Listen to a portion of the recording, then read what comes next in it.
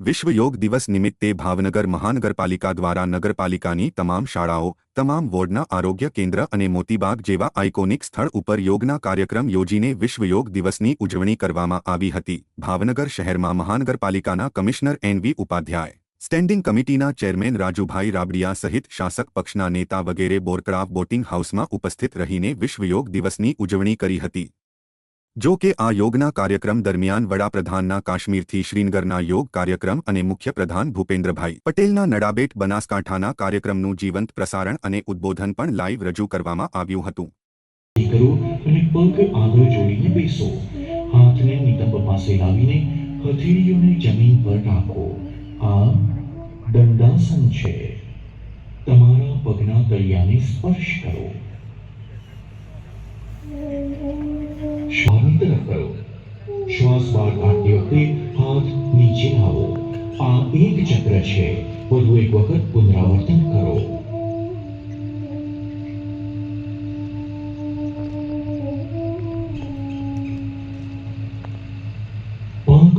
मन अधिनायक जय हे भारत भाग्य विधाता। पंजाब सिंध गुजरात मराठा द्राविड उत्कल बंगा। विंध्य हिमाचल यमुना गंगा उच्चल जलधि तरंगा। आराम करो।